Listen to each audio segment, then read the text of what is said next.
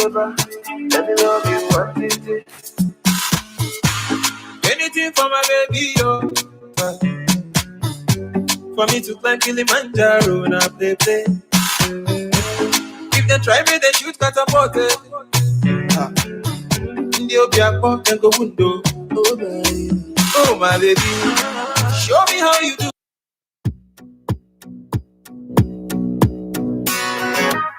Hey, yo! We're gonna rise by lifting others. So let's go! In the land I'm from, we were taught to be strong.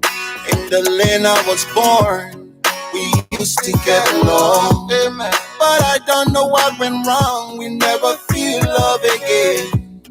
We got to love one another, cause all we got each other. So we gotta speak as one. We gotta get along. We can do what's never been done, and we will rise again. Let's stop mocking each other. Let us try and get it together. Life will get better, and we will rise again. One day, we will rise again. I can see it's coming, oh. We will rise again. We will rise, we will rise. We will rise again. I say, I know. We will rise again. Oh. Talk to me. You're my brother, you're my sister. So take me by the hand. Let nothing come between us. Together we will stand. No division between us. The foe can defeat us. If we work us, won't let differences beat us. If we learn to listen, I know that we can finally rise again. Yeah, we can rise. We will rise again. I know we gotta rise. We will rise again. I know. We will rise again. I can see it, I can feel it in my bones. We will rise again. I know when we come together, we will rise. We will rise. We will rise. We will rise. We will rise. We will rise. We will rise. We will rise. We will rise. We will rise. We will rise again. We will rise. We will rise. We gotta rise together. We will rise. We will rise. We gotta rise again. We will rise. We will rise. We will rise again. It's gonna be alright. We will rise again. I can see it's coming. We will rise again. We will rise. We will rise. We will rise again. We will rise. We will rise. We will rise again. Definitely, we will rise again. Find one right there. Bassem Achivon, a Liberian artist based in the US of A. Good morning to you wherever you are. It's good to be back here with you through the magic of radio. What is about time we bring you 50-50 right here on this dial.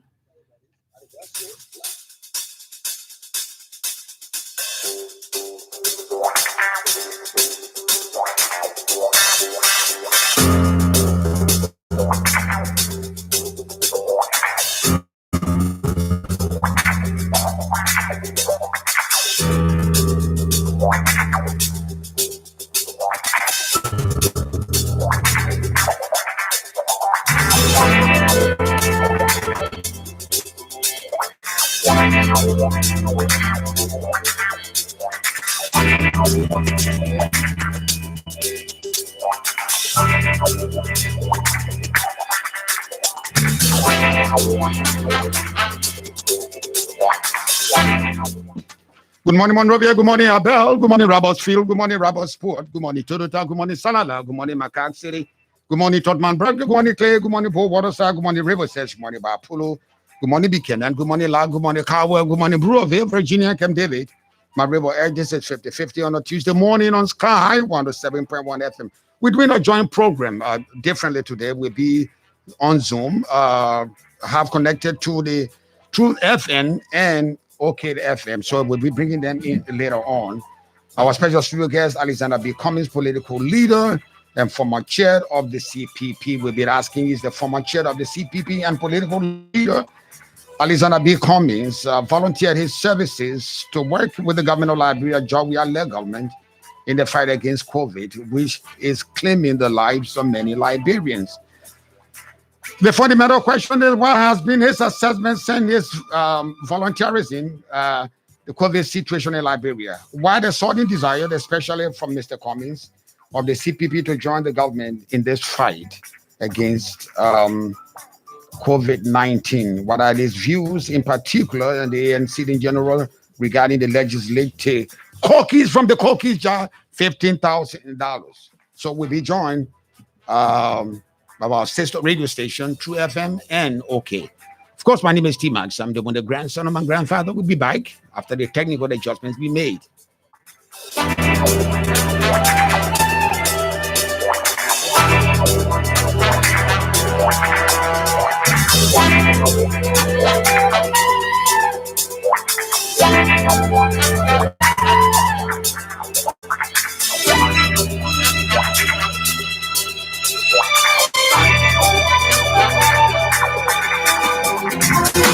Hey man, let me answer now. What's the now president of Liberia Football Association? Oh my brother, why you saying how give me that for?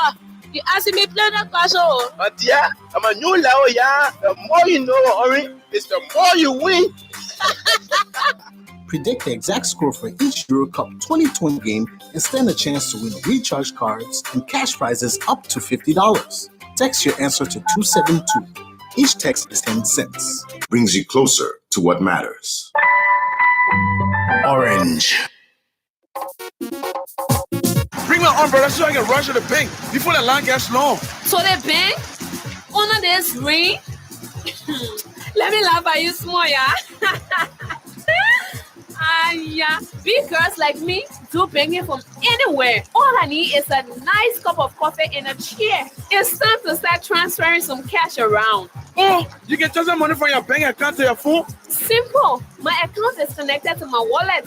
Standing in line at banks is the least of my worry these days. Orange Money Bank to Wallet is now with EcoBank. Transfer your money from the bank to your Orange Money wallet and vice versa.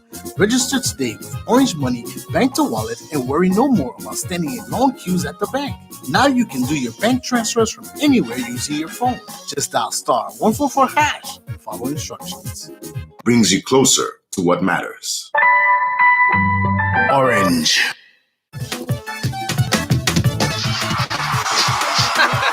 Papa, I doesn't like enough for the president when I saw.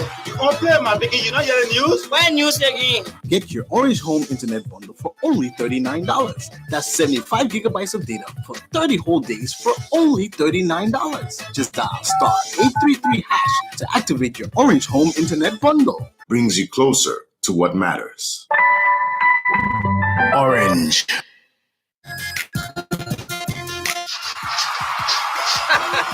Papa, I doesn't like enough for the president when I saw. You all play my biggie, you know the news? Why news again? Boost your data allowance with the new Euro 2020 Cup Data Bundle. Get 1 gigabyte for $1 only. Valid for 24 hours. Just dial *111#. Brings you closer to what matters. Orange. Hello, your number one 100% Liberian-owned professional garage and auto parts dealer, Uptown Garage, is still around and going stronger and getting better. Yes, Uptown Garage at the intersection of Broad and Nelson Streets, after 20 years in the business, has a new spare parts store known as Uptown Spare Parts on Broad Street side. You don't have to order spare parts from overseas. You can purchase brand new spare parts for your car from us. No more used parts. For original spark plug from Japan, oil filters, engine oil, and everything you need to get your car working perfectly, come to us. Uptown Garage has a branch at Rehab that you can also count on. We have a diagnoser that can find and we fix any problem on your car with our sophisticated equipment. We give 1 month warranty. We provide a tow truck free of charge if it's our garage that will work on your car. But we can tow your car anywhere for a fee. Uptown Garage has been around for 20 years now, providing reliable, efficient, and professional services and durable auto parts for your car. Contact Uptown Garage head office on 0777 553317, 0886 553317, or at our rehab branch on 0770 902865. Our email address is uptowngarage2014@gmail.com. Uptown Garage, always the best. Forget the rest.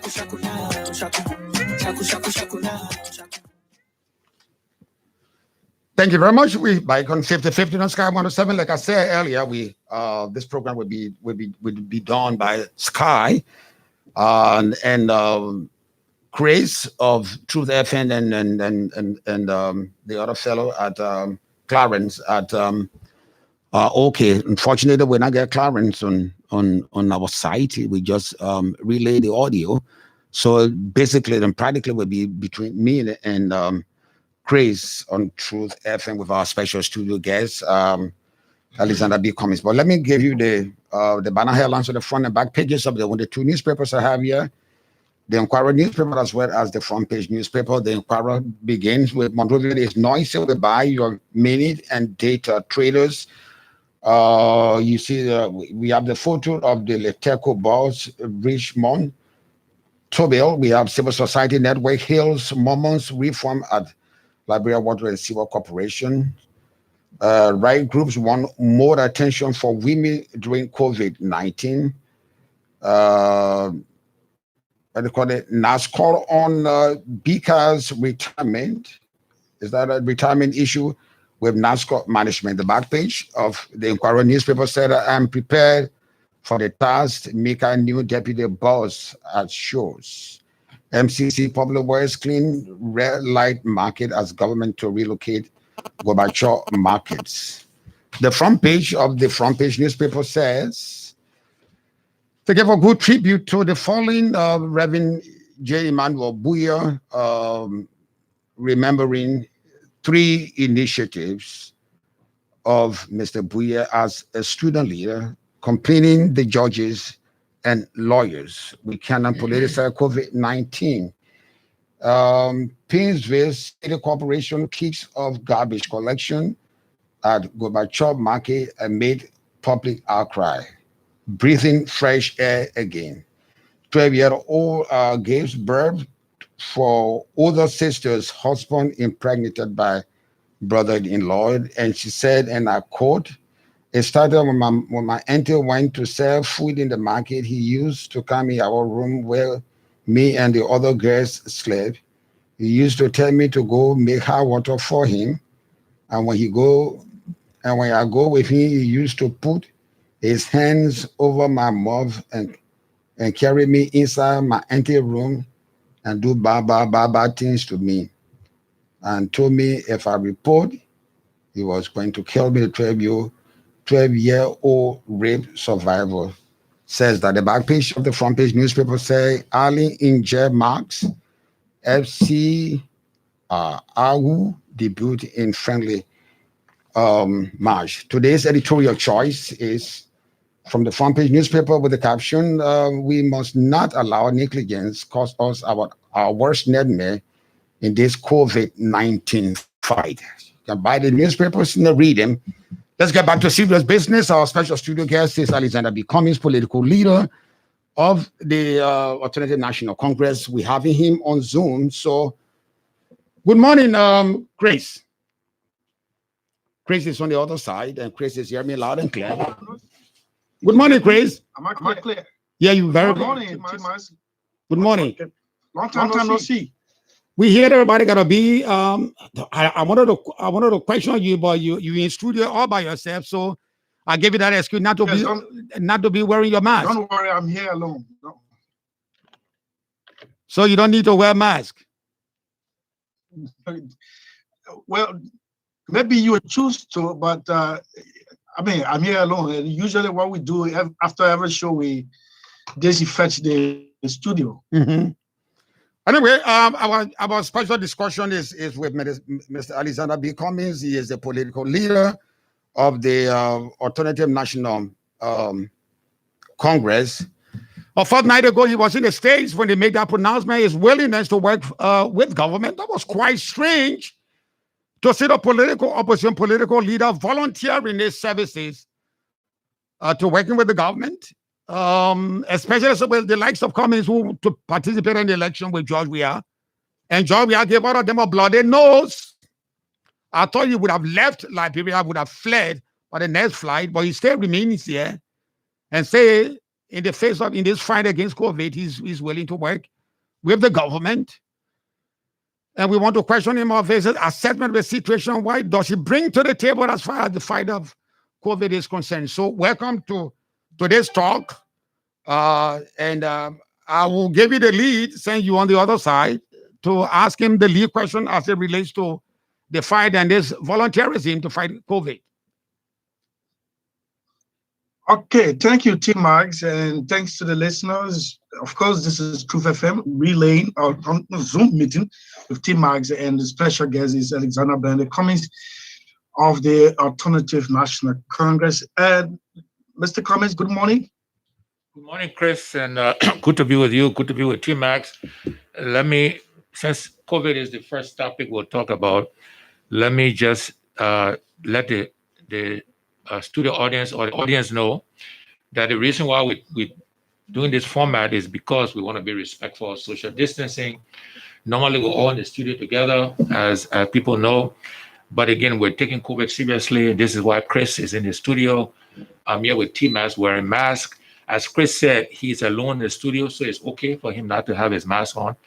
T-Max and I are here together, so we are masked. And again, it's just symbolically important that your listeners know that we're taking this seriously and we're acting on the seriousness of the COVID virus. But it's good to be with you, Chris, again, and T-Max, you as well.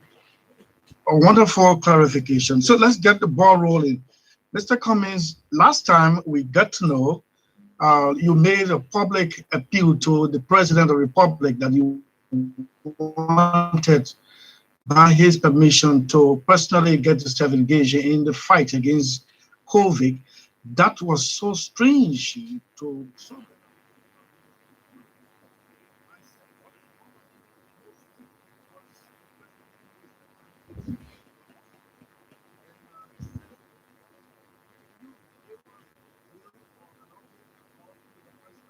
Chris, we can't hear you. Chris, we can't hear you. Can you get on your microphone? We're not hearing you. You went dead. Sometimes the technology sometimes always works. Okay, so. But I think we have a sense of it. A sense of what you wanted to question, say. Yeah. Yes. So the question for the listening audience, I think, was around my offer to work with the government, and perhaps that offer surprised people. Let me also say that the president responded saying he's willing to work as well. So you should acknowledge that, T-Max and Chris. Again, I always like to be balanced and fair. But the reason why we offer to work with government is because the COVID virus does not discriminate between opposition, government, imposition, other position. It doesn't discriminate about gender, male, woman. It doesn't discriminate based on tribe. It doesn't discriminate based on any other factor, religion. And therefore, it makes sense for us to work together as a country to try to defeat this virus. And so for me, it was a very easy decision. It's a fact that our healthcare system is fragile, is weak. And unless we are prepared to work together, this thing could ravish our country. And any Liberian life lost is something I personally wish you all take seriously. And so for me, it was a very easy decision to offer to work with the government. Let me follow up on that, what Chris said. When people talk about COVID, especially a new variant, the Delta variant, they said it's more infectious, easily transmittable than the previous 2 waves we've had.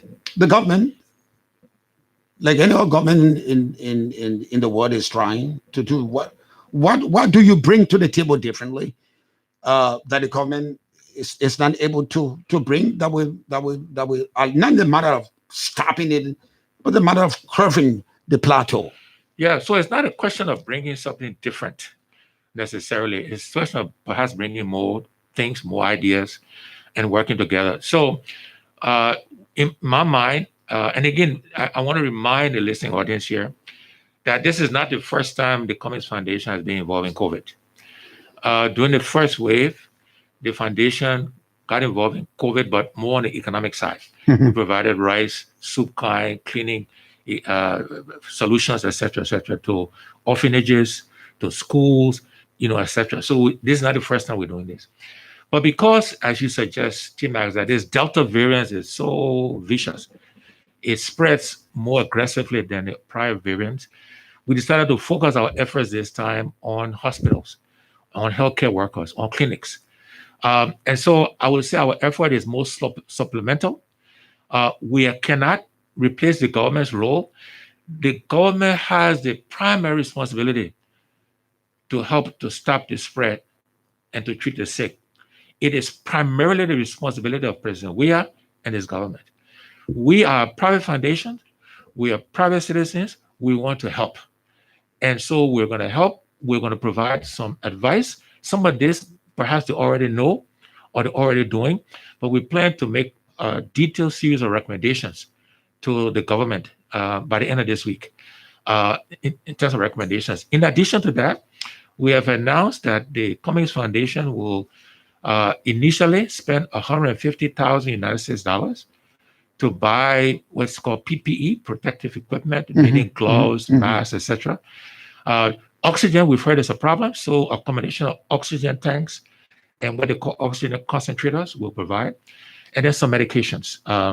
We'll also spend time, money, and resources working with the media on public service announcements, because the key is to try to stop the spread, to get it before people get infected. And so public service announcements around wearing masks over your mouth and nose, washing your hands regularly, staying away from plenty of people, getting tested when you feel sick, going to the hospital when you feel sick, and taking the vaccination when it's available. These are all things we will repeat ourselves. We'll sponsor other people's kits and stuff to get this message out to Liberians to take this seriously, to follow these guidelines so we can prevent the spread of the coronavirus. So these are the things we'll be doing to help. Recommendations, spending some funds ourselves to help this effort, because again, this virus does not discriminate amongst and between anybody. Great, so you stay there. Yeah, I'm here. You want to follow up on that? Yes, and so ABC, let me just call you ABC. You've been in the counties doing assessment, Nimba and Mangibi, most rather specifically. And when you came back to Monrovia, you had a elaborate press conference. Of course, at that point, you made mention of the 150,000. Specifically, what did you see in those counties that you had to give that huge sum of money for the fight against COVID spreading around the country? Yeah, so thanks for that question, Chris. And by the way, it's okay to call me ABC. It's easy for people to remember, and many of my friends call me that too, Chris. So it's very appropriate for you to do that. So the tour at the hospitals and clinics around the country was very informative, because sometimes it's easy, T-Max and Chris, to assume you know what the needs are. And I'll give you a real life example of why the tour was helpful. So the first reaction, oxygen, everybody stays in the oxygen, right? And our first reaction was, well, let's just go procure a lot of tanks, because there's shortage of tanks. But what we discovered is, yes, tanks are needed, but in many of the rural hospitals and clinics in Nimba, for example, Mangibi, oxygen is not available locally. So you can buy the tanks, you can fill it the first time, but to refill it, They got to send it all back to Monrovia. Monrovia. That costs money as well. So we found out during this tour, Chris, from one of the doctors. By the way, I'm inspired by the young doctors leading this effort. But one of the young doctors said, look, we can use what they call oxygen concentrators. So it's a machine that you plug in the wall, and as long as you get electricity, it generates oxygen. So all they gotta do is make sure they got. You don't have to refill. You don't have to refill. It doesn't require refill. It requires that you got electricity. And most of those clinics, although they struggle for electricity, for at least 20 hours or more during the day, they got electricity. So the concentrators will work. So that was a learning rather than only tanks. We discovered that they said, look, give us some concentrators, we will figure out the electricity piece, and we have ongoing flow of oxygen for it. So that was just an example of why this tool was helpful. It was necessary, and we got these learnings as we went around. But the other thing we discovered, though, is that just some very basic things are needed. Many of these clinics and hospitals in the rural area, Chris and Tima, don't have basic drugs. Forget COVID. You know, the clinic in Barney, paracetamol, basic painkiller, they got shortage of, and just drugs in general. So the learning is we got a lot of work to do, our healthcare system, COVID or not. But of course, COVID is putting an extra burden on them. The other thing we learned is that we have a lot of dedicated Liberians, doctors, nurses, and other healthcare workers who are putting themselves at risk every day to help their fellow citizens. And is seeing that firsthand is a wonderful acknowledgement. It's encouraging that, you know, our people, because we tend to be critical of ourselves, critical of each other, but yeah, people mostly young, not only, but putting themselves at risk to help their fellow citizens. And that for me was inspiring. And of course, you know, the people who are infected, who are struggling to breathe, those people who have passed away, our heart bleeds for them, gentlemen. You know, I'm sure we all have people we know, friends, acquaintances who have lost lives. And this is why, you know, Teresa, my wife, and I, the family, we're so passionate to try to get involved to help, because this is a devastating disease and we've lost some friends as a result. But I want to applaud the doctors and healthcare workers for the effort they do. Every day they put themselves at risk, right? They go sometimes with all the right equipment, you know, and then they go home potentially to infect their families. So our hats off and our thanks to our healthcare workers. So that give you the assessment of that was Nimba and Margibi and Margibi. And Montserrat. And the rest of the counties, you have an plan on making the same assessment of the situation? No, because we now we have a sense. So the reason why we picked those three counties today, those are sort of the hotspots. The infection is in other counties as well, but Montserrat is the biggest hotspot per the numbers, and Margibi and Nima follows. And so we have a good sense now of what the needs are, what the challenges are. We have a good sense of hospitals in the urban areas, in Monrovia, for example, and hospitals in the rural areas like in Ban and Nima counties. So not a need to visit every county because, again, the threats are the same. You have the gist of what is. We have a gist of what it is by visiting these three counties, and then clinics and hospitals in rural and urban areas. So we have a very good sense of doing that. And I just want to emphasize, though, that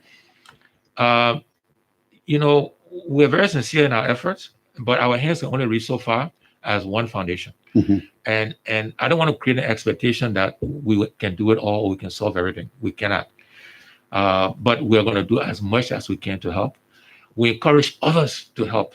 And other businesses are helping, by the way. So it's not just us. I know SETI Brothers, for example, apparently it's getting oxygen all free. So we need to applaud them. Others are doing things to help. But this requires all of us to help in this effort. Okay, so you never met the president since you volunteered your services. Have you met him? I have not. The president was in France, I believe. I don't know if he's back yet or not. He's back. He's back. Okay, but I have not met him since we started this effort. And it may or may not be necessary. I'm happy to meet him if he wants to meet. It's all about, you know, providing, you know, giving him some recommendations, some thoughts. Some of that he may have thought about as well. For example, T-Max, very important point. This disease, unlike Ebola was kind of organic. It was local. It was in Liberia, Guinea, Sierra Leone, right? COVID is an imported disease. It comes primarily, not only, but primarily to robbers' feet. to the airport, Rabat International Airport. Through the borders. To the borders, but primarily through the air borders. I mean, the Rabat, right? And so we need to make sure, the government needs to make sure that the processes at the airport are strict, they're disciplined. We need rapid testing at Roberts Field so that when people come in, we know whether they're coming in infected or not. Because again, that's the primary conduit to which so that would be a strong recommendation. As you mentioned, I was in the US when this stuff flared up and we kind of rushed back.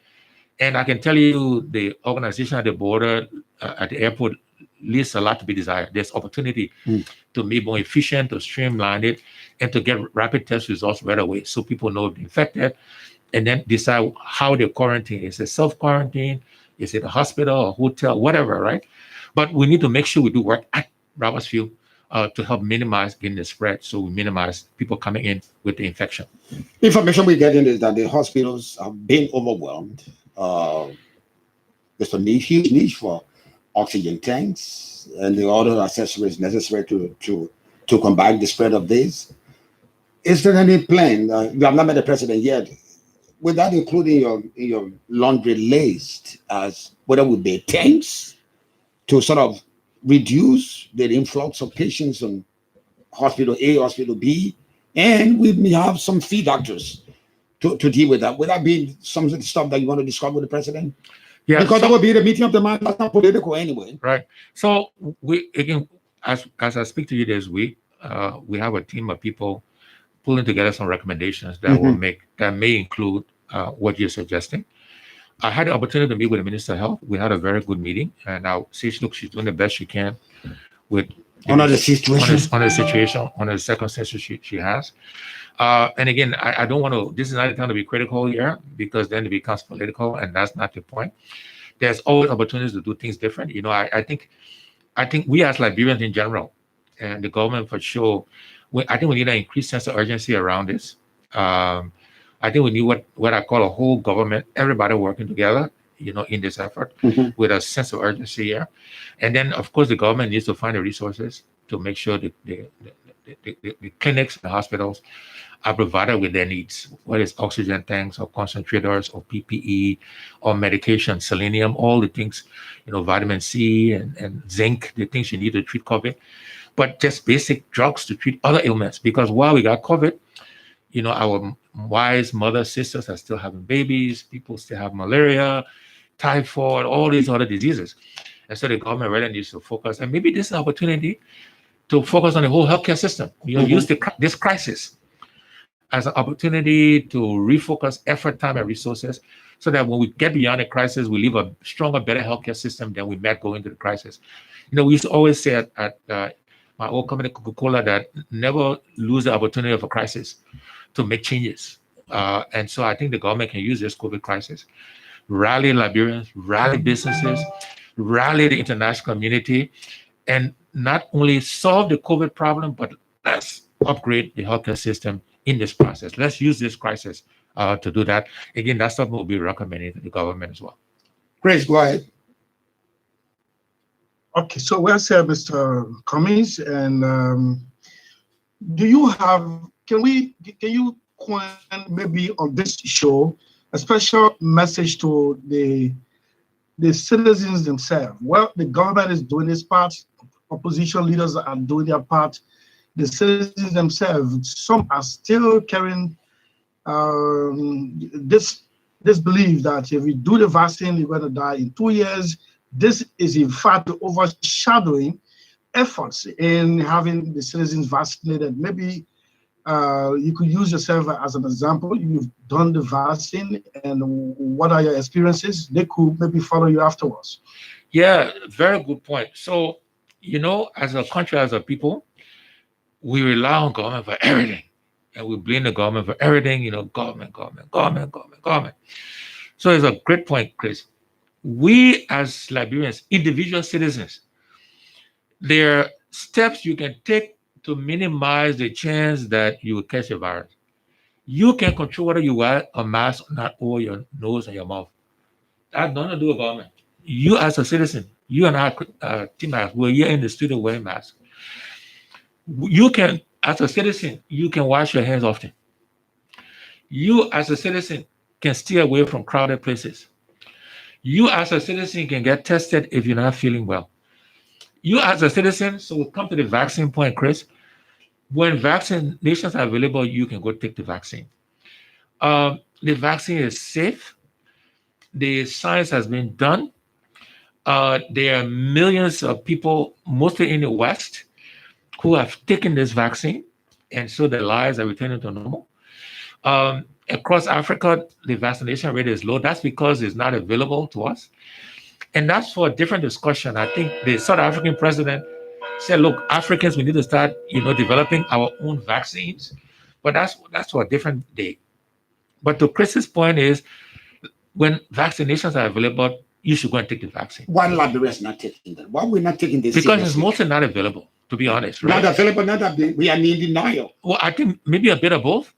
But the fact is, we only have thousands of doses, and there are 5 million Liberians, right? Mm-hmm. So I think mostly because it's not available, but there is some vaccination hesitancy. And I think this is Chris's point. I want to encourage, I've been vaccinated. I have no fear. I'm fine. I don't believe in all the conspiracy theory around this vaccination. And so I want to encourage Liberians, when the vaccination is available, go and take the vaccine. Don't follow all of this, what I call nonsense, if you will.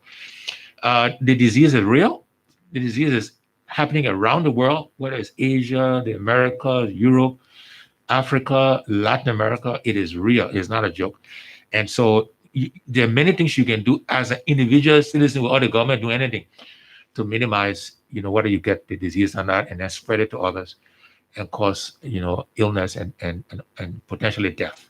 Let me take it back. I want to compare. I don't want to be political, but I let to compare situations and scenarios and see how effective leadership can be when people are involved. In the days of Trump, he used to call it a hoax, and this thing that whether the one day will be like a miracle, and Americans in majority didn't believe that COVID. He used to call it a Chinese COVID, something like that, and Americans, most of them didn't take it until Biden came to the stage and gave them the inspiration, the confidence that this thing does kill, this thing is dangerous, and all of a sudden America is slowly rising from that valley of despair. And I saw them the other day on their Independence Day. Some people just go almost naked. Celebration of freedom.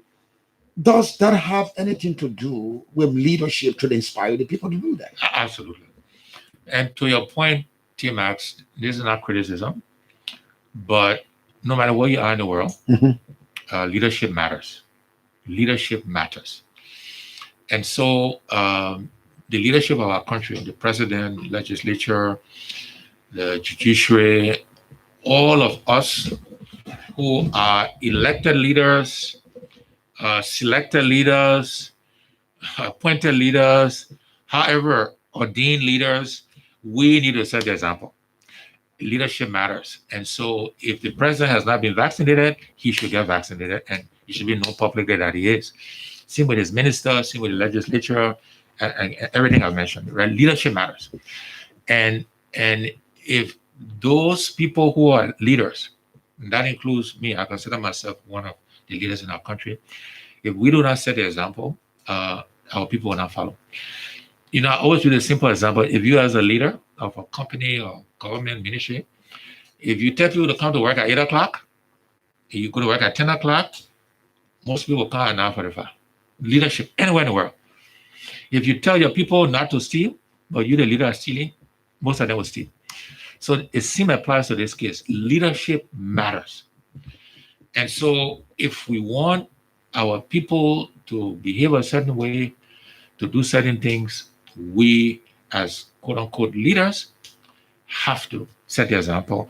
And it's even more critical, Chris and T-Max, that political leaders, elected leaders, because the people have chosen you as their leaders to set the example. In all of these things, wear masks. The president does wear masks consistently, by the way. I have at least all the pictures I've seen.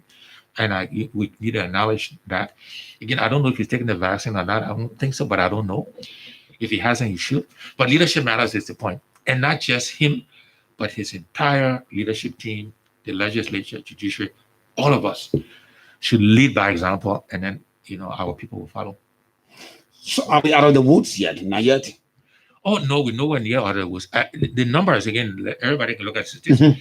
In June alone, the month of June, 45%, almost 46% of all the deaths we experienced in COVID since it started in 45% happened in the month of June, which I just finished. These are not my numbers. These are numbers from the Ministry of Health and NPHIL. So the point is, we're still in the crisis. I hope it finishes soon, by the way. I hope it stops. And it can stop if Liberians follow this step: wear masks, hold your nose and mouth, wash your hands regularly, stay away from crowds, get tested if you feel sick, and then isolate yourself, take the vaccine. If we do those things, we can stop this soon. And the sooner you can stop, the better. Wait, if Chris, let me land it before we move to another subject. It's in neighboring Sierra Leone. Yes, we'll take that break, but just give me the chance a little bit. If neighboring Sierra Leone is taking a different dimension, declaring curfew, making it mandatory, you pay a certain fines if you don't. Can we replicate that to Liberia? I think we should look at that. In fact, that's some of the work we're doing this week in terms of recommendation to the government. I'm glad you mentioned that. We're looking at all of these actions that other countries are taking or have taken. So starting in the region is the place to start because we have very similar challenges. But we're looking beyond the region. What have other countries done that appear to be successful? And that'll be part of the recommendation. And so looking at potentially at a curfew and that kind of stuff is something we're looking at as we speak. And so that will be part of, once we agree and after studying and see what's worked and what hasn't worked, it may be part of what we recommend to the government to think about actually doing that.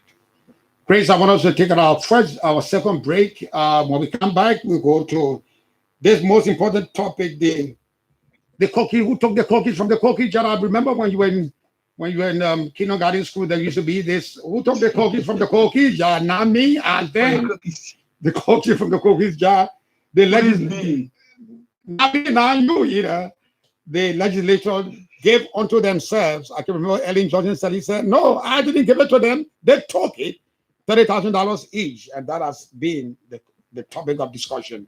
So that will be our next topic of discussion, and get his views as to who took the cookies from the cookies jar. If that person who took the cookie was apprehended, was seen to be identified, should that person return the cookies that he took from the cookie jar? Will be our next discussion after the break. Hey man, give me the answer now. What's the now president of Liberia Football Association? Oh my brother, why you saying I'm give me that for? You asking me play that question? My dear, I'm a new level, yeah. The more you know, Ori, is the more you win. Predict the exact score for each Euro Cup 2020 game and stand a chance to win recharge cards and cash prizes up to $50. Text your answer to 272. Each text is 10 cents. Brings you closer to what matters. Orange. Bring the umbrella so I can rush to the bank before the line gets long. So the bank under this ring. Let me laugh at you small, yeah. Big girls like me do banking from anywhere. All I need is a nice cup of coffee and a chair. It's time to start transferring some cash around. Oh, you can transfer money from your bank account to your phone? Simple. My account is connected to my wallet. Standing in line at banks is the least of my worry these days. Orange Money Bank to Wallet is now with EcoBank. Transfer your money from the bank to your Orange Money wallet and vice versa. Register today with Orange Money Bank to Wallet and worry no more about standing in long queues at the bank. Now you can do your bank transfers from anywhere using your phone. Just dial *144# and follow instructions. Brings you closer to what matters. Orange.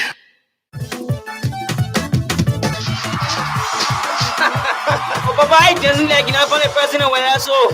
Oh, play my baby, you know your news? When news again? Get your Orange Home Internet bundle for only $39. That's 75 gigabytes of data for 30 whole days for only $39. Just dial *833# to activate your Orange Home Internet bundle. Brings you closer to what matters.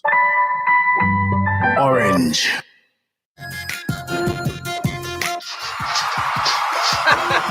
Papa, I just like enough on the president where so. You complain, my baby. You not hear the news? Why news again? Boost your data allowance with the new Euro 2020 Cup Data Bundle. Get 1 gigabyte for $1 only.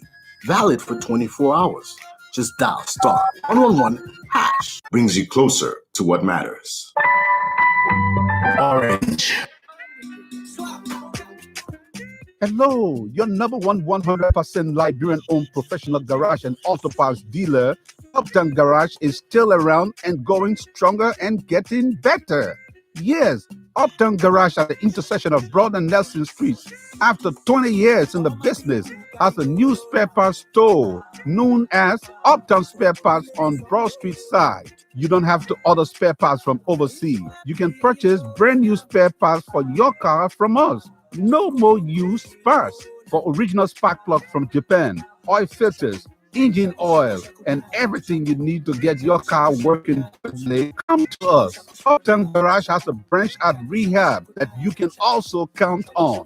We have a diagnoser that can find and we fix any problem on your car. With our sophisticated equipment, we give 1 month warranty. We provide a tow truck free of charge if it's our garage that will work on your car, or we can tow your car anywhere for a fee. Uptown Garage has been around for 20 years now, providing reliable, efficient, and professional services and durable auto parts for your car. Contact Uptown Garage head office on 0777 553317, 0886 553317, or at our rehab branch on 0770 902865. Our email address is uptowngarage2014@gmail.com. Uptown Garage, always the best. Forget the rest. Thank you very much. Back on 50/50 on Sky 107. Our special studio guest, Alexander B. Cummings, political leader and former chairman of the CPP. We asking him certain questions because he volunteered his services to working with the government of Liberia in the fight against COVID, especially Delta, this Delta variant. And so we are here with our sister radio station, Truth FM, with Chris Sirleaf on the other side. So Chris, we are back. I want us to begin with, let me lead this one so you follow me later on.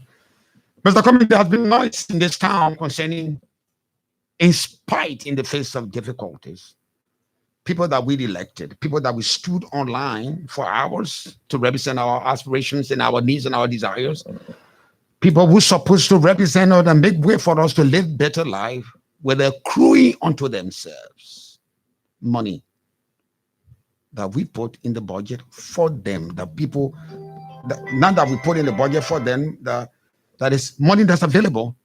Instead of using it for us, they took it. The figure is put at $30,000 each. Now, in the total, the accountants tell us total is $1.5 million. Now, the cookies were caught the hens were caught in the cookies jar by taking the first half of the $30,000 each, and you were one of the guys that made the first noise. If you took the money, send the money back. How is it going? Why you want the people to send the money back that was appropriated for their use? They call it legislative engagement. Yeah. So the way I think about this whole issue, T-Max and Chris, is to start to say, changing our country will be hard. To get Liberia my words, on the right track would be very, very difficult. But we have to take it on. We have to start somewhere. I have many friends in the legislature, including CPP colleagues, who are very upset with me because they believe I brought them into disrepute. And I guess I understand, some of the reaction. But the way I think about this is that if we're going to change our country, we have to be prepared to have the difficult conversations with each other. We have to be tough on each other. I welcome my friends and colleagues in the Senate, in the lower house, but Senate folks have been mostly more vocal. I'm okay with their reaction and them being tough on me from their perspective, because I think we got to be tough on each other if we're going to change Liberia. This is a situation where the legislature, as the first branch of government, has complete control over the situation. They can change the law, they can refuse the money, they can hold the executive branch accountable. It's within their control. They are not victims here. And they can control that whole situation as the first branch of government. And this is what we want and encourage them to do. I understand the pressure they're under from their constituents, because this is part of the arguments they make.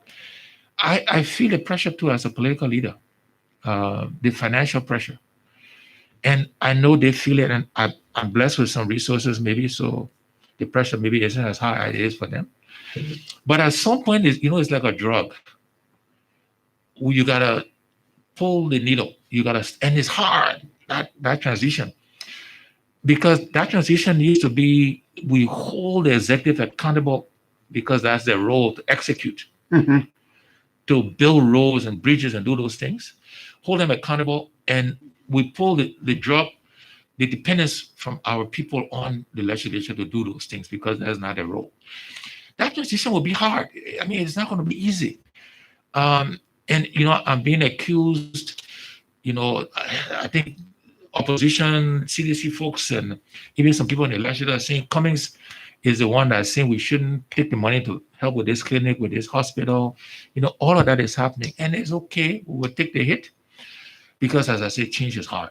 Well, legislators are not supposed to make clinics and roads. They are not. That's not the thing for the medical position. Constitutionally, is not the role. It's not their role. So why should we put money in the budget for them when that is not their role? Because the lawmaker is saying, I got to represent the people, I got to make law, I got to have oversight. That's got nothing to do with projects. That's not there. I think that's correct. And we should never give anybody.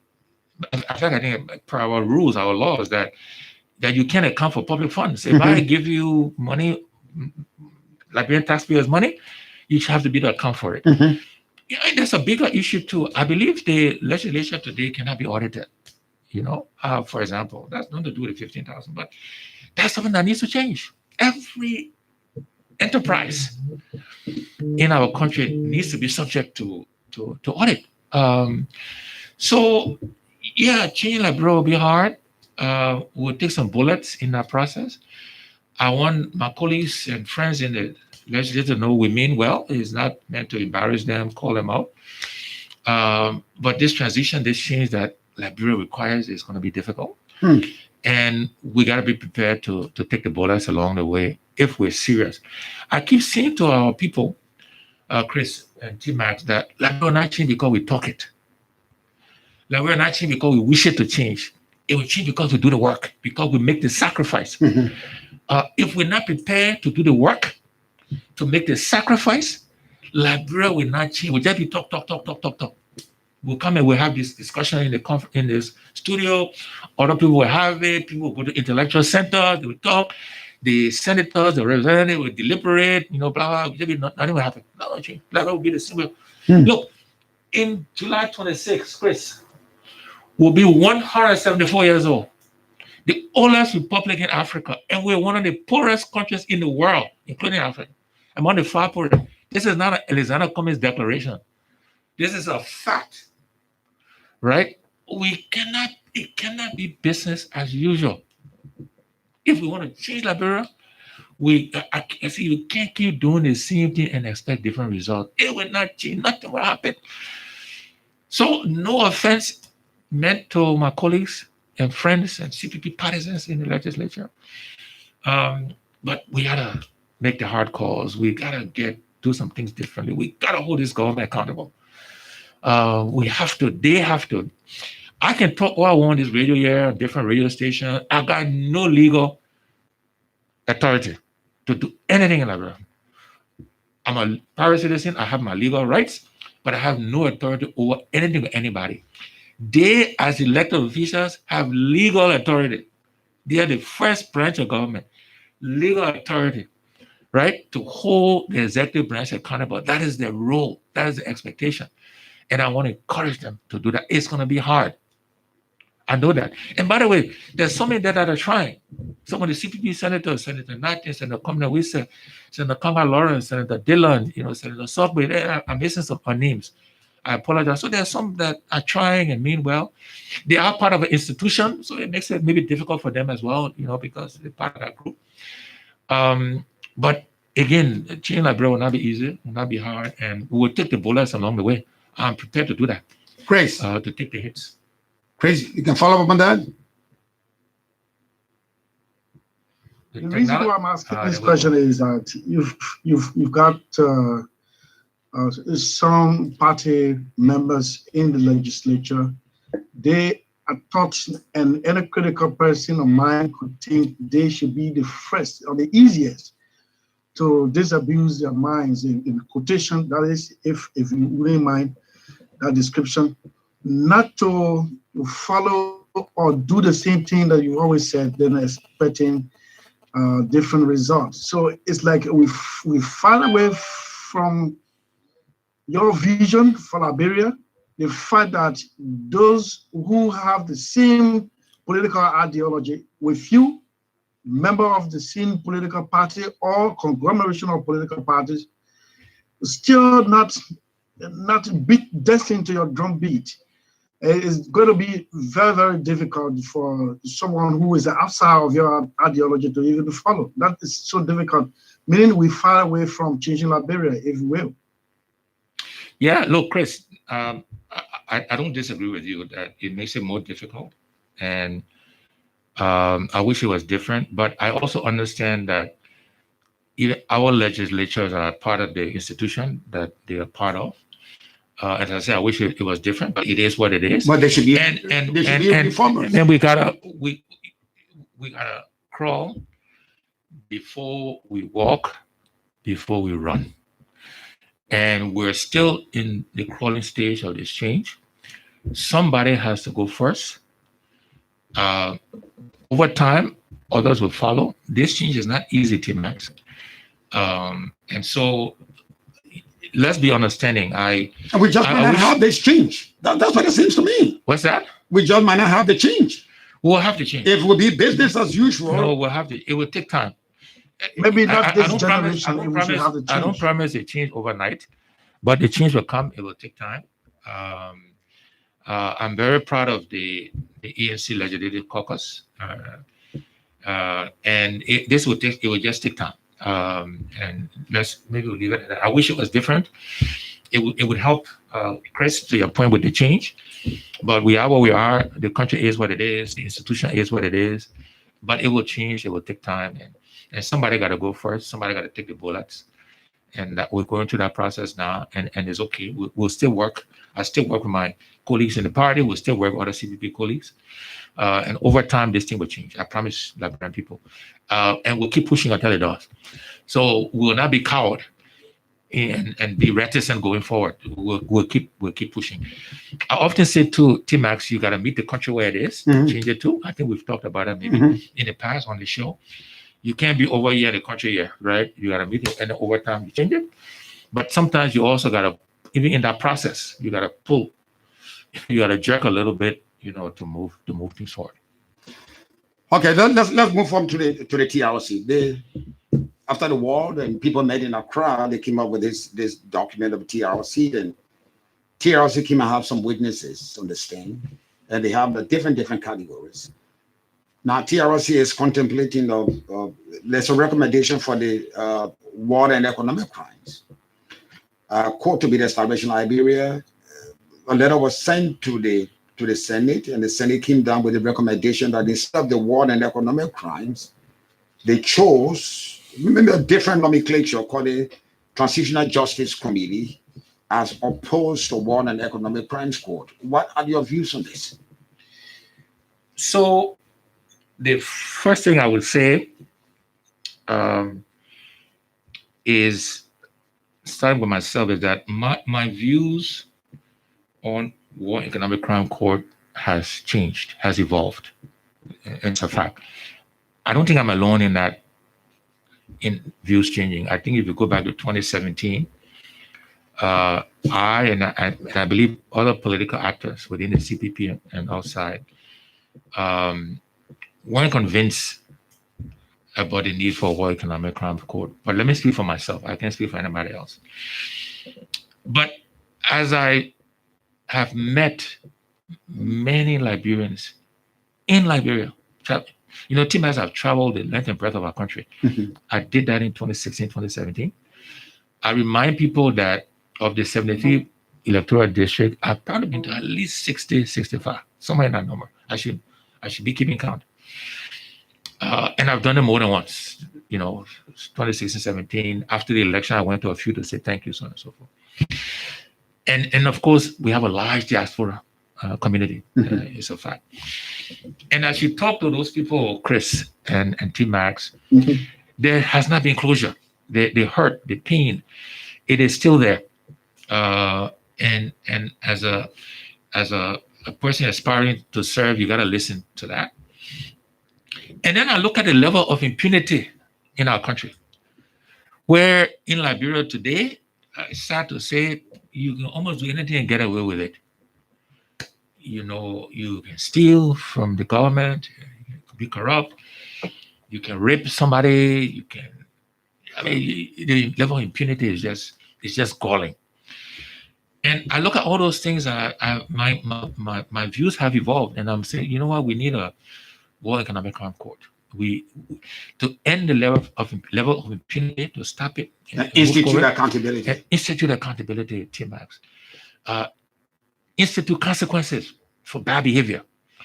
And we need those things. And so my view has changed, and I've stated publicly, issued a statement a few weeks ago, maybe a few months ago, to that effect. With a lot of clarity, no ambiguity about my views and the ANC's view. I think other political parties have done the same. I believe the Unity Party has similarly issued statements supporting World Economic Crime Court. I believe the Liberty Party has done the same, and I think ELP, not sure, but I think they have. Certainly, I've seen headlines where Honorable Ure has voiced support for that. So I think there's unanimity there. On the TJC, to be honest, I don't know exactly what it means. I need to do some work, some study.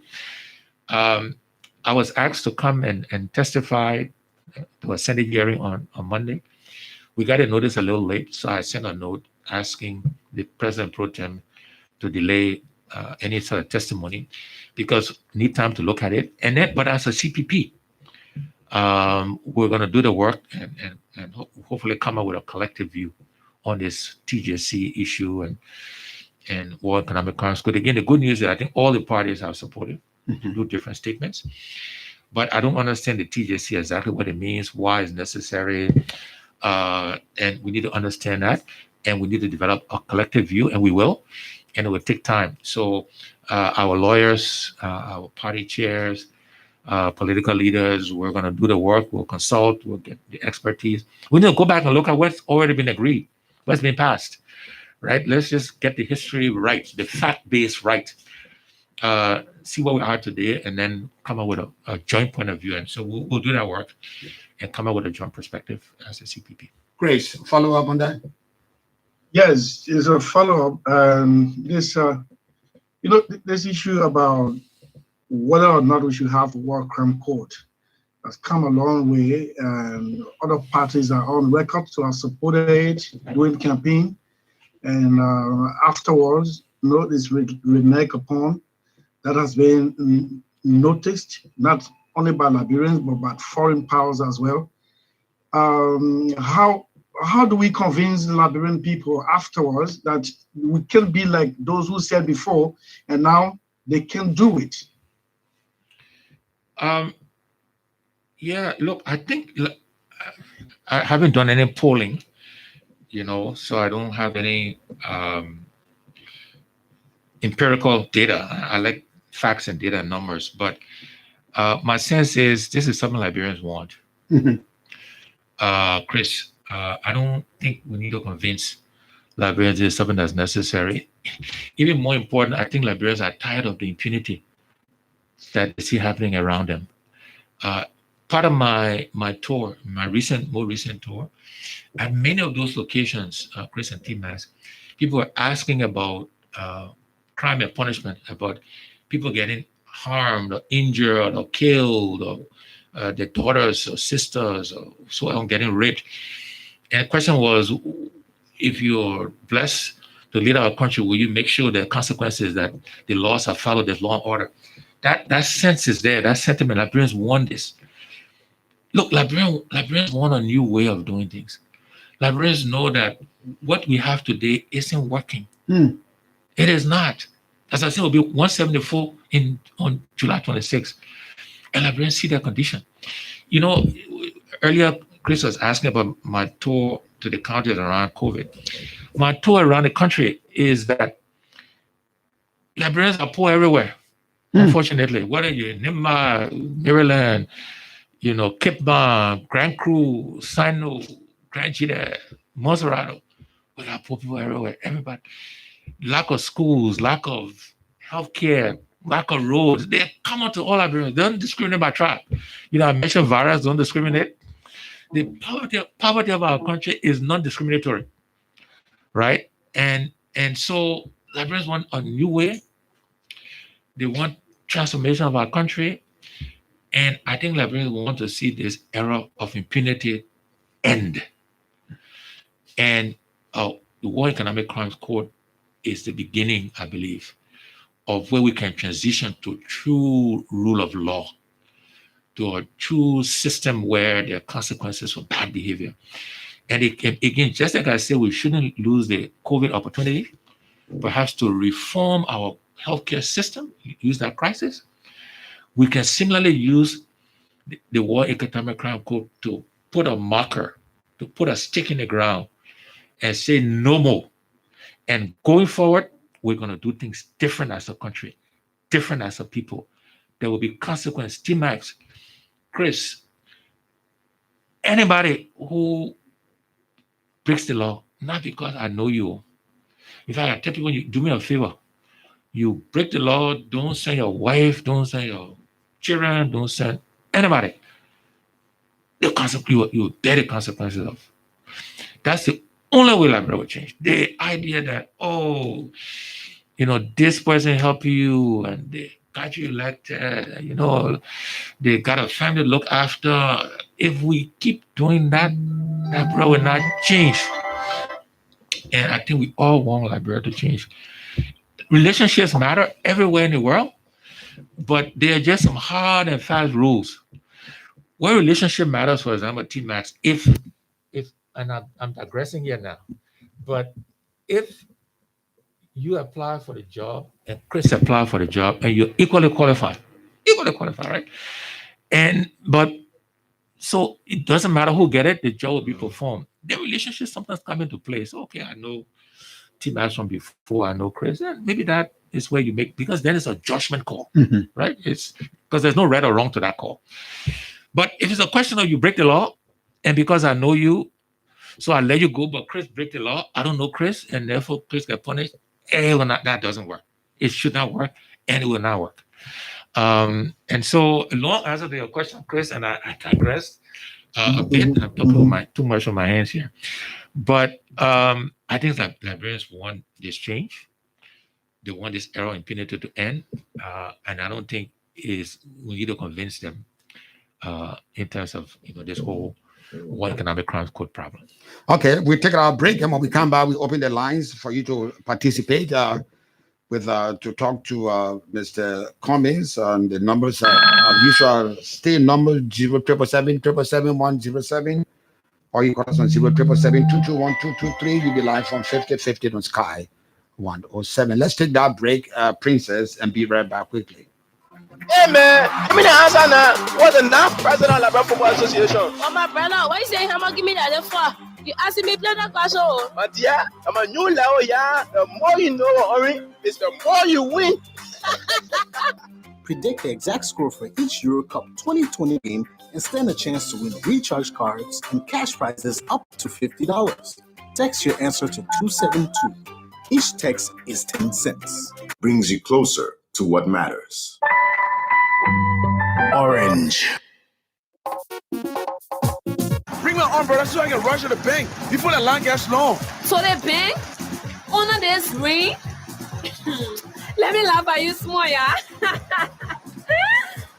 Yeah, big girls like me do banking from anywhere. All I need is a nice cup of coffee and a chair. It's time to start transferring some cash around.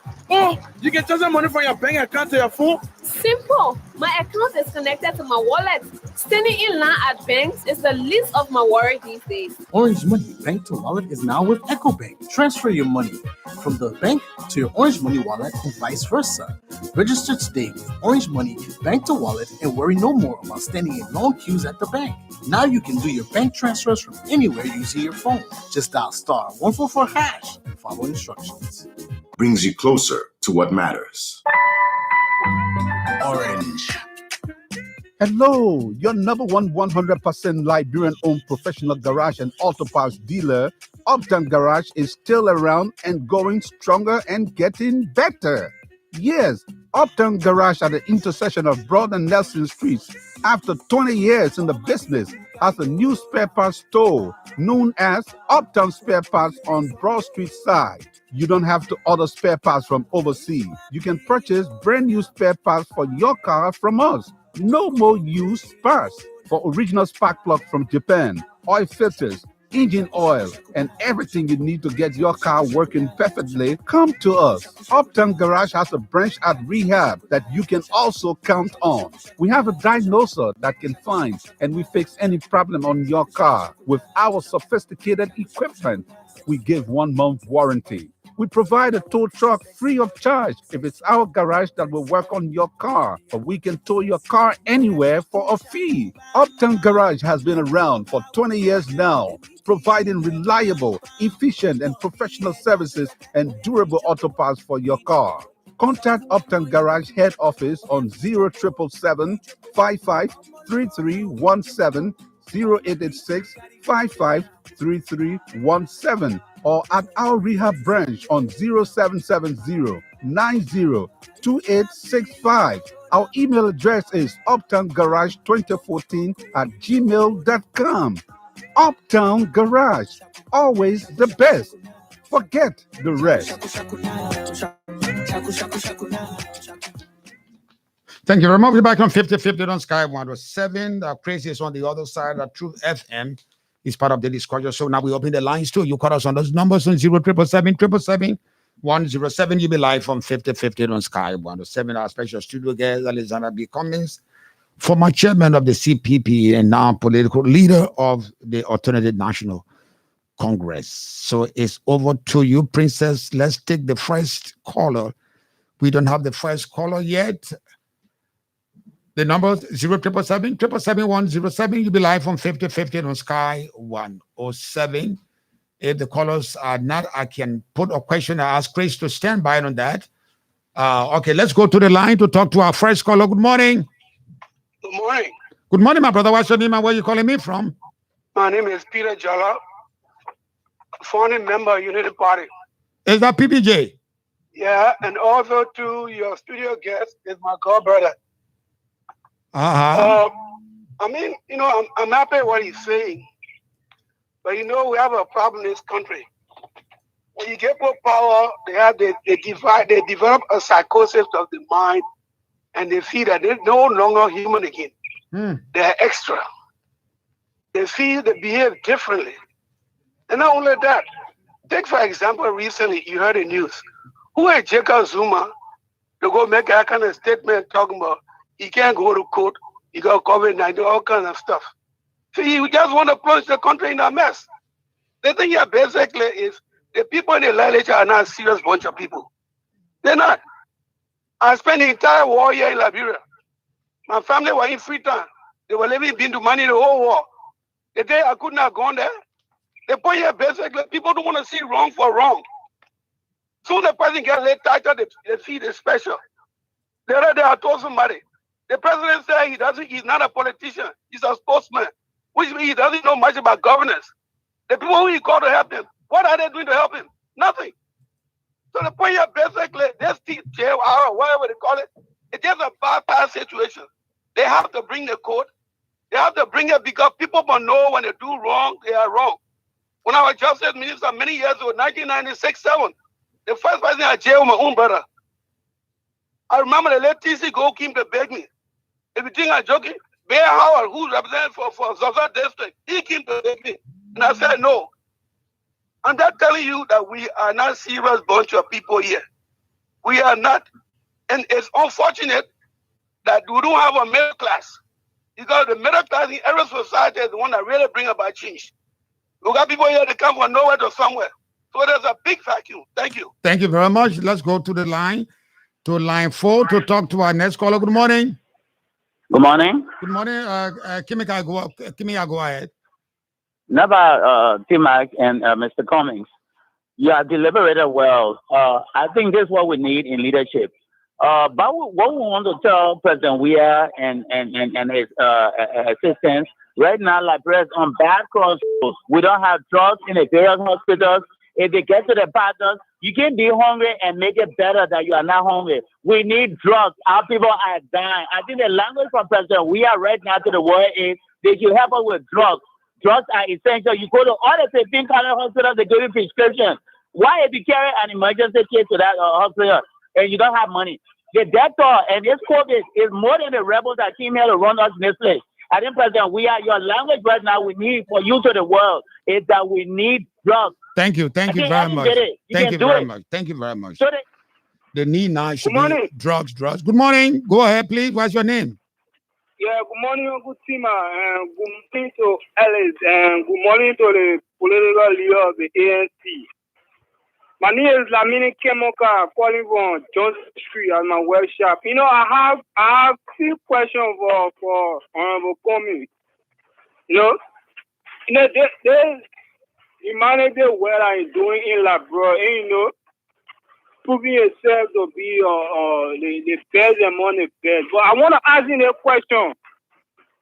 All this thing is doing, you know, is he doing it out of patriotism or is he doing it of being desperate or having power? You know, because Uncle Tima, they say that if you want to know the true color of the man, you know, get power. You know, when you get power now, then you know actually who he really is. So I really want to know from Honorable Cummings, all these things, is this genuine or you know using it as a friend? Thank you very much. Thank you very much. Good question. You want to know the person, give him money, give him power. Let's go back to line 5. Talk to our next caller. Good morning. Good morning. Good morning, my brother. What's your name, please? Thank you, Mr. Chilate. Let me appreciate you for this platform. Go ahead. My name is Aman Kospon Debe, and I joined the conversation from district number 15. From Begube Avenue, go ahead. I'm listening. No, I'm not from Begube Avenue. I'm from district number 15. Oh, okay. Go ahead. I'd like to use this medium to appreciate Mr. Cummings for an effort in ensuring that we defeat this deadly pandemic. Like he has indicated, this virus does not discriminate. So it is not important for us to unite our forces in ensuring that we defeat this virus. But again, I experienced a contradiction in his position relative to the establishment of war and economic code. Past time, when he was quizzed about the establishment of war economic code, he was emphatic and unambiguously informing us that there is no need for us to establish war and economic code. Today, under this administration, he is fighting for the establishment of war economic code. We want him to reconcile his position in rejecting the establishment, doing Manasiri regime, and that of the current position. Thank you. Thank you very much. Call me on that number on 077777107. Let's take 2 more calls. Then we have Mr. Cummings to address those concerns. Is there any line? Let's go back to. Okay, we can because we're running out of time. Can you, Mr. Cummings? Can you address those 2 calls? Sure. Peter Bonajala, as you said, you know, he is my co-brother. But and I guess we share some common views. Not too much more to say there. To Kemaya, you're absolutely right. There are absolutely no drugs in the hospitals and clinics. Even beyond this COVID crisis, I think I mentioned that earlier. Basic painkiller, paracetamol, isn't in the clinics. And that's a common theme prior to the COVID crisis as we travel around the country, meeting Liberians in towns and villages throughout the country. The lack of drugs in the clinics across the country is a major problem. That's why I think we should use this COVID crisis maybe to relaunch, to reinvest in healthcare. So let's use this crisis, let's address it, but then let government make sure the process is in place to make sure clinics are supplied with drugs to it. You know what kills most Liberians? 4 or 5 ailments, in no particular order: malaria, typhoid, diarrhea, hypertension, childbirth, diabetes. Kill about 80% of our country and our people. And most of those things can be treated through just basic drugs availability across the country. Of course, clean running water helps with diarrhea, typhoid, etc. But if we just have clinics, primary healthcare across Liberia, you begin to address 80% of what kills our people. So Kemia is correct. Zamina say, am I doing this for desperation, for power, or patriotism? Look, I think that's a judgment Liberians will make. I'm doing this. I keep saying to people, we've been blessed as a family. When we do these things, we don't ask your political persuasion. So our foundation gives scholarships for students who want to study science, technology, engineering, math. On that application, there's no your political party, your tribe, your gender, your religion. We don't discriminate. Again, the records are there. We started doing this stuff not just for political purposes. We were doing it before. We only started the foundation because we wanted to institutionalize and formalize and give after. We've actually set up mechanisms so that even when my wife and I die, there'll be funding to the foundation so it can endure. You talk about death casually. No, we'll all die one day. I hope is a long time from now, T-Max, by the way. I pray that it's a long time from now. Okay. But we're gonna die. I'm gonna die, right? So my point is we've set up the foundation so that it will endure beyond my life and my wife's life, and my children are committed to this as well. But Liberians will decide if they think I'm doing it for power or because it's patriotic. That's a judgment they Liberians will make. And then Amma was saying that the World Economic Crimes Code, I need to reconcile. There's nothing I need to reconcile. Nothing I need to apologize for. I said earlier my views have evolved, and I explained why. Yes, at one point I had a point of view. It had nothing to do with Madam being president, Mrs. Salif, or George Weah. Nothing to do with either one of these. For me, this is a non-political issue. Matter of fact, George Weah, before he was in opposition, exactly. He said he wanted water crime, and economic crime. Thank you. So it's not a reform as well. Right, yeah. So let him reconcile his position now, right? But there's nothing for him to reconcile. Maybe he's changed his mind. There's nothing for me to reconcile. My views have evolved, and no apologies for that. You get more information. Your views change. You have more different experiences over time. You change. You have a point of view. So I don't apologize for, and I don't need to reconcile it to anybody. Just that I don't ask the president to reconcile his point of view. Okay, we're running out of time. Let me ask my producer whether we can put in some more questions that quiz him a little bit. And before we go to Princess, we want to go straight back to Princess because we're running out of time. The show will be over by 12 o'clock. So let's go over to Princess without taking a break. Can I wait a little bit? Can I put in some more questions while we wait for the time? Or we go straight to Princess to give us the comment from our social media users. While we're waiting for Princess, Princess can break in anytime. We can interrupt her anytime. We'll go back to her whenever she's technically ready, so we can hear the comment from our social media users. But let me put this question to you, and I want Chris to look into that. Cummings is going to be president. There's no ambiguity in that. So I'm asking him if you were blessed. You always say when you're blessed to have some resources, you were blessed to be president of Liberia. Give me the gist of what the first 100 days will be. So, I guess in no particular order. The first thing is, after my inauguration, I will go straight to work. I'm not going home. I'm not going to any inaugural ball.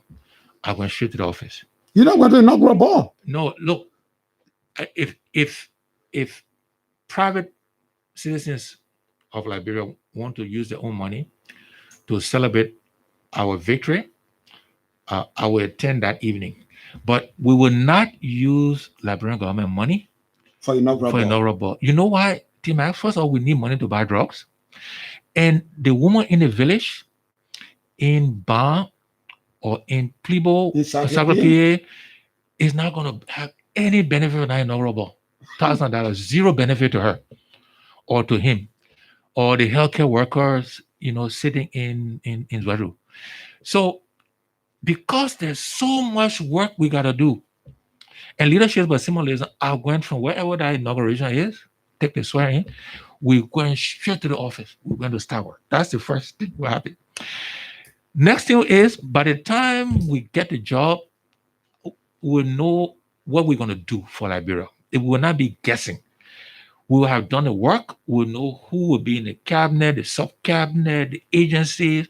We'll appoint them before, and they will know exactly what we're going to do in healthcare, in education, in agriculture. We're going to do the work ahead of time, and we'll not be guessing because, again, we got to catch up. Let me finish. Don't you? I want you won't interrupt me here. No, the princess interrupting me. Princess, we gotta wait Libya. We will do that. Then we will ask the general accounting, the anti-corruption, those agents will audit everybody. Audit everybody. We'll make sure they're staffed with and got the resources, and we'll not appoint them in any direction. We'll not say go audit T-Max or go audit Chris. That's not my job. But go audit the previous, so we know what we get, what we're taking on, what we're inheriting, right? That will happen the first 100 days. There's some other simple thing, everybody running around with siren will stop that stuff. There will be no official telling. There will be no telling. Legislative telling. Everybody got to follow the rules. Because when you don't follow the rules, you have no incentive to fix the road. But if everybody got to sit in the traffic, there's incentive to do something about the roads and that kind of stuff. And getting not just the legislature or whoever, even the citizens, they got to follow the rules. That's an example of the rule of law. Everybody got to begin know that Liberia is now a country of laws. So whether you're running your keke, whether you're in the tax, wherever, you got to follow the traffic rules. And so we'll make sure the police, got what they need to do to make sure, because we want to set the examples.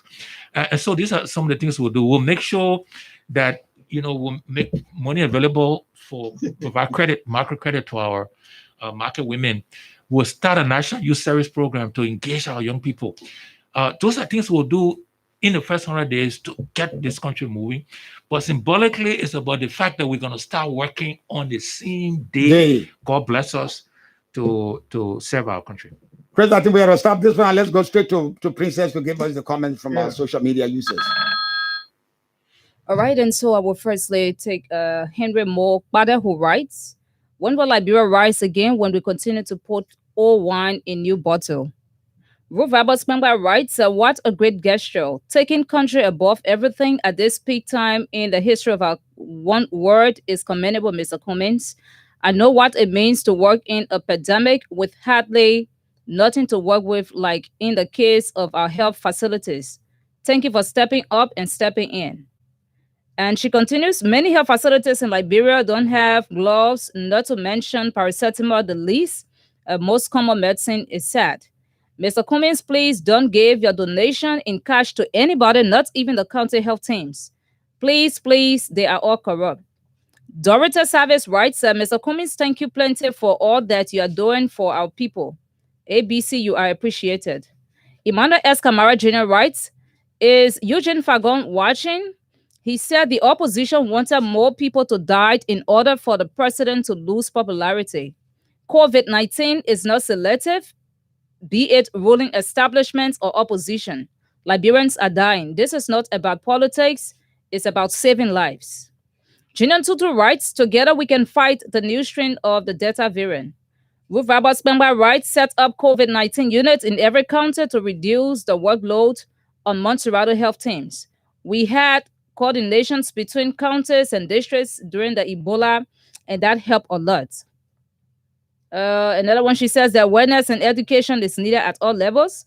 Julian Tutu writes, I'm watching closely. The recommendation to the government is very important. Let us work to beat this deadly virus of Liberia. Gongbaya Toure writes, I prefer ABC over all those lazy, greedy, and corrupt politicians that don't have any other way but just to be stealing Liberian people resources. Bila Matarazzi Soiree writes, good morning, Sky FM. Thanks to you guys for the job well done. Thanks, Mr. Cummings, for giving the government some pieces of advice and encouraging Liberians to take the vaccine. Liberia will get there, but not under this ex-football player George Weah. Matthew Fanayon writes, good morning, T-Max. Your guests and the peace-loving people of Temple Statutory District in River G County. Politicians should put away politics and join forces to fight against this pandemic. Let them remember that it is the people that depend on to take state office. Finally, I would like to ask Mr. Cummings, so what is the opposition community doing to help in the fight against COVID-19, especially when the head of the CPP, Senator Lawrence, and the loudest critics of the government, Senator Dillon, who claims to be the lights are in America enjoying themselves, while the people they claim to love are dying more than before. Macaulay Nangbe writes, good morning, Veteran T-Max, and good morning to my political leader, Mr. Cummings. My name is Macaulay. I'm watching from Johnsonville. May God Almighty bless you for your numerous contributions to our country, Liberia. Gerald G. Nicholson writes, my president, ABC. Ellison Ross writes, good morning to the 50-50 family. Hello to Honorable Cummings. I'm very glad for the decision to offer your service to this ill-fated government in this deadly virus fight. They have gone out of ideas and needs everyone's support. Lawmakers should account for the $15,000. It was wrong for each of them to make away with such amount because most of it will end up in their pockets. For 2023, we will punish majority of them at the pool.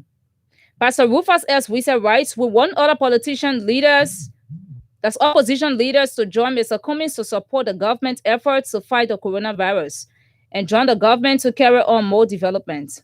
Ruth Tapia writes, what a great man. Solomon Abakoli writes, this man will help our country.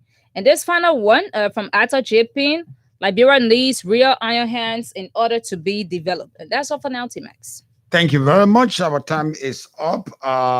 Exactly 12 o'clock. I wanted to read the editorial, but my time is up. So I want to go straight to my friend Chris on the other side. Chris, what will you want to say before we wrap up?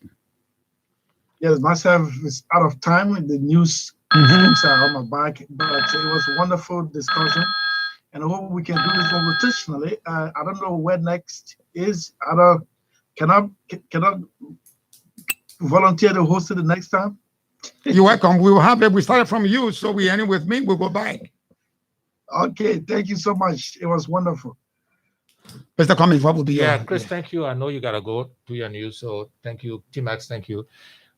Look, my parting words as follows, and this will be quick. One, I got to end with the COVID crisis and just remind Liberians that you can control the spread.